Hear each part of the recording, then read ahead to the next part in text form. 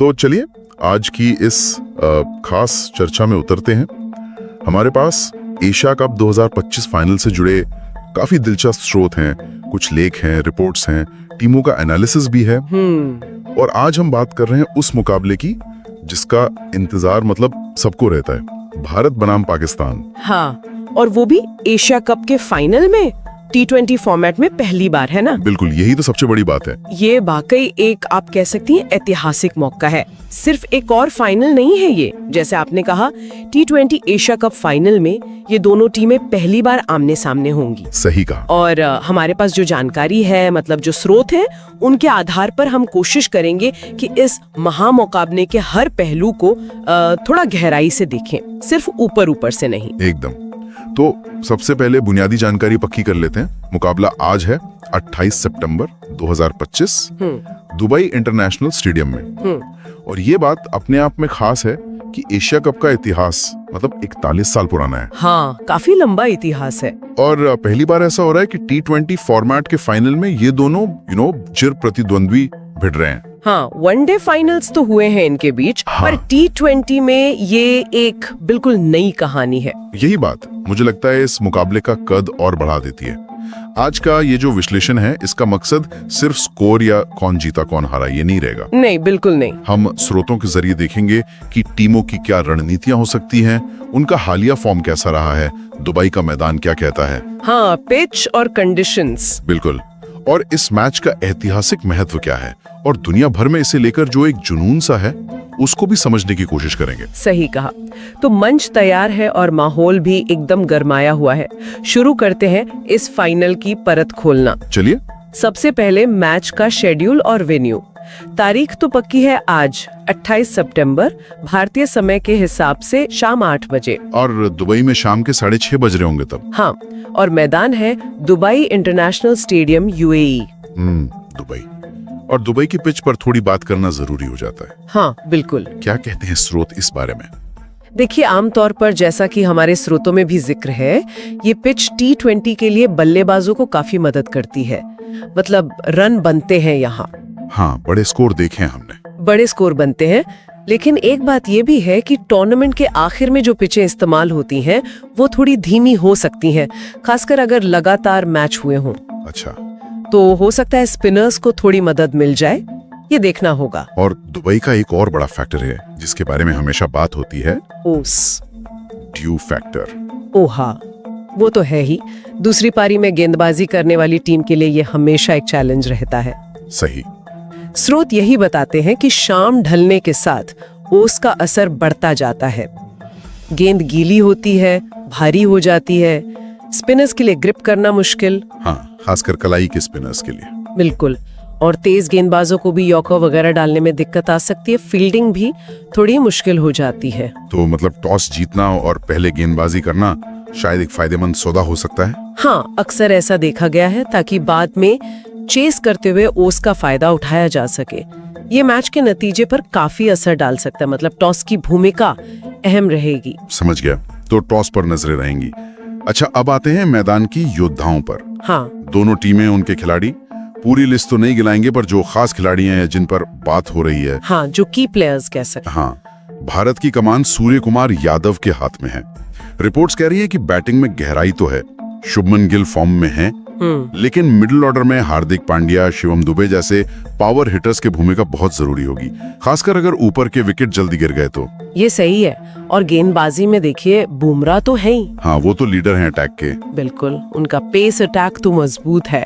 लेकिन दुबई की पिच पर मुझे लगता है कुलदीप यादव और वरुण चक्रवर्ती जैसे स्पिनर्स का रोल बहुत अहम हो सकता है। क्या भारत 3 पेसर खिलाएगा या एक एक्स्ट्रा स्पिनर? इस पर भी शायद बहस होगी। हाँ, एक विश्लेषण ये भी कहता है कि ये पिच और ड्यू फैक्टर के अनुमान पर निर्भर करेगा।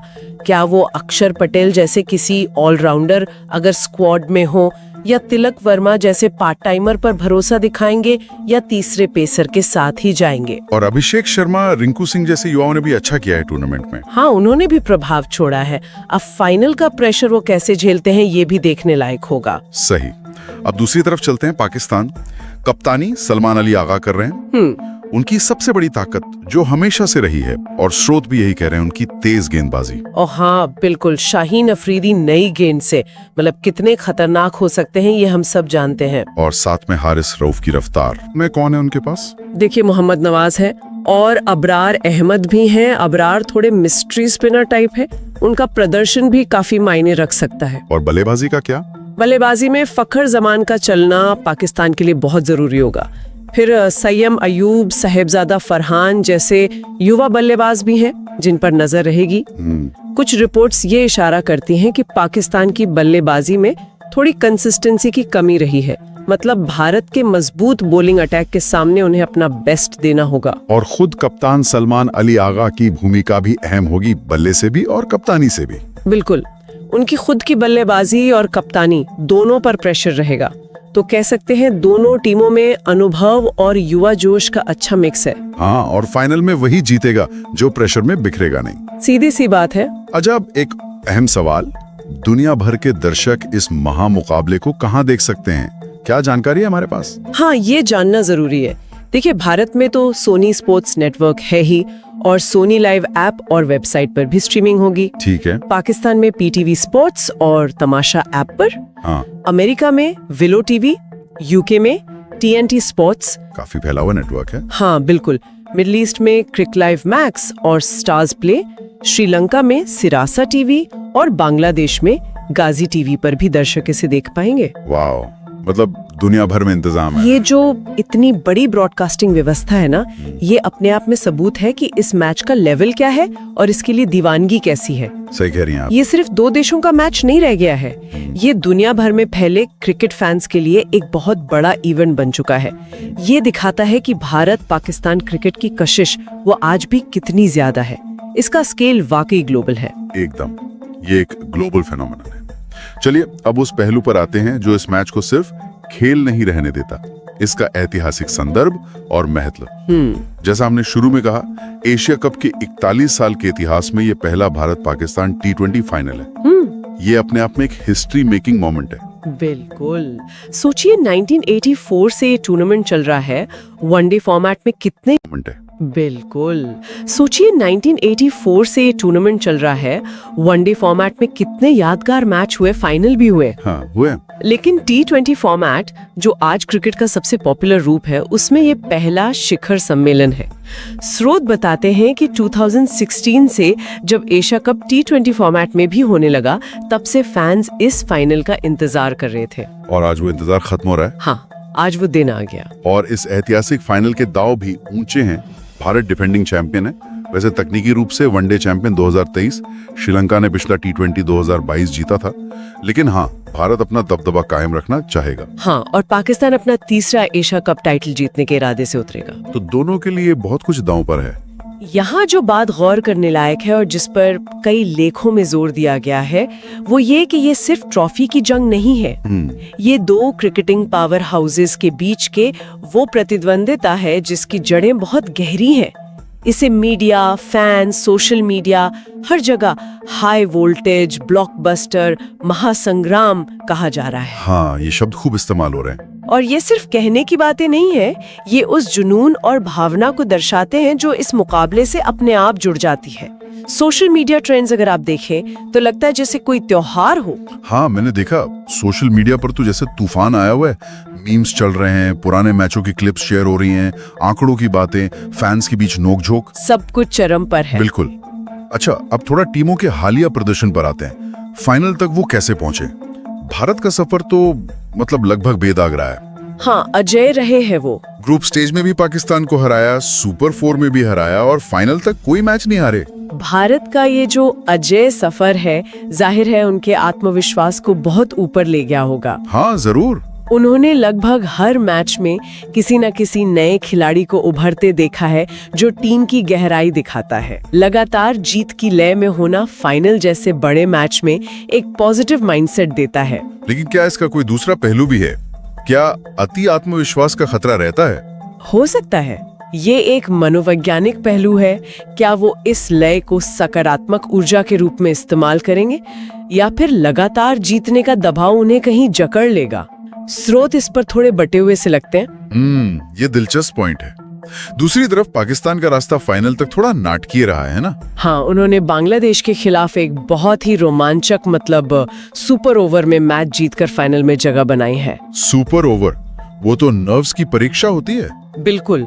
और अगर हम इसे बड़े परिप्रेक्ष्य में देखें तो पाकिस्तान का इस तरह फाइनल में पहुंचना उनके जुझारूपन को दिखाता है। सही कहा। कि वो दबाव में बिखरते नहीं हैं। सुपर ओवर जीतना हमेशा टीम का मनोबल बढ़ाता है। ये दिखाता है कि टीम आखिरी गेंद तक लड़ना जानती है। लेकिन इसी टूर्नामेंट में भारत से 2 बार हार चुके हैं, वो बात भी तो दिमाग में होगी। हाँ, वो उनके जहन में कहीं ना कहीं जरूर होगी। लेकिन देखिए, फाइनल का दिन एक नया दिन होता है। पिछला प्रदर्शन आपको एक आइडिया देता है, पर उस दिन कौन सी टीम प्रेशर को बेहतर संभालती है, अपनी प्लानिंग को मैदान पर उतारती है, जीत उसी की होती है। हाँ, फाइनल का प्रेशर अलग ही होता है। बिल्कुल। और इतिहास गवाह है कि पाकिस्तान बड़े मैचों में अक्सर चौंकाता है। उनमें वो मादा है। सही कहा। फाइनल का दबाव किसी भी टीम के समीकरण बिगाड़ सकता है या बना सकता है। अच्छा, एक और दिलचस्प आंकड़ा है हमारे पास दुबई में इन दोनों टीमों का आपसी रिकॉर्ड।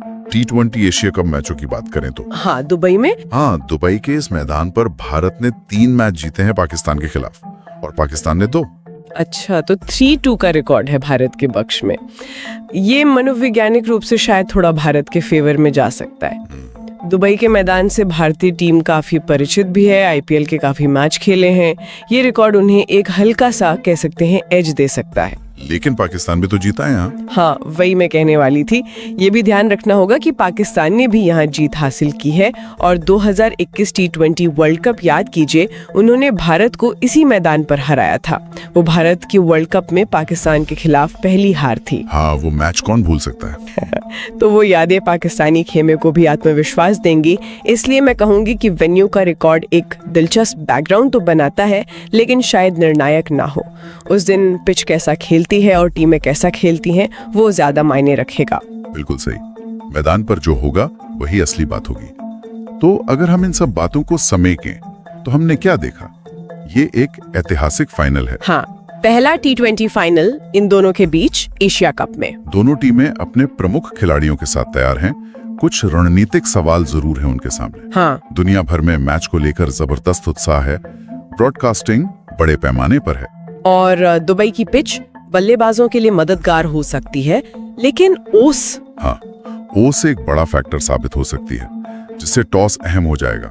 भारत अजय रहा है टूर्नामेंट में, जबकि पाकिस्तान ने एक रोमांचक वापसी की है फाइनल में। सही। हाँ, तो संक्षेप में कहें तो मंच एक क्लासिक मुकाबले के लिए पूरी तरह तैयार है। ये सिर्फ 2 टीमों का मैच नहीं है, ये 2 देशों की उम्मीदों, भावनाओं और क्रिकेट के लिए उनके जुनून का एक तरह का आईना है। जैसा कि कुछ विश्लेषकों का मानना है और स्रोत भी इस तरफ इशारा करते हैं कि मैच के नतीजे से परे भी इस तरह के मुकाबले क्रिकेट डिप्लोमेसी के लिए, फैंस को जोड़ने के लिए और खेल को अगली पीढ़ी तक ले जाने के लिए बहुत महत्वपूर्ण होते हैं। हाँ, ये बात भी सही है। ये क्रिकेट को मतलब भौगोलिक और सांस्कृतिक सीमाओं से परे ले जाते हैं और एक साझा जुनून पैदा करते हैं। एकदम सही कहा। और अब इस पूरी चर्चा के आखिर में एक विचार छोड़ जाते हैं श्रोताओं के लिए। ये हमारे स्रोतों से ही निकला है, लेकिन भविष्य की तरफ देखता है। अच्छा, आज के मैच का नतीजा चाहे जो भी हो, लेकिन इस तरह के हाई प्रोफाइल मुकाबले जिनमें इतना जुनून, इतनी ग्लोबल दिलचस्पी, इतना प्रेशर होता है, ये क्रिकेट के भविष्य पर, खासकर एशिया में इसकी लोकप्रियता और इसके विकास पर क्या लंबे समय में असर डाल सकते हैं? क्या ये खेल को और आगे ले जाएंगे, या फिर ये जो बढ़ता हुआ दबाव और राष्ट्रवाद है, ये कहीं खेल की जो असल भावना है उसको पीछे छोड़ देगा? ये वाकई सोचने वाली बात है।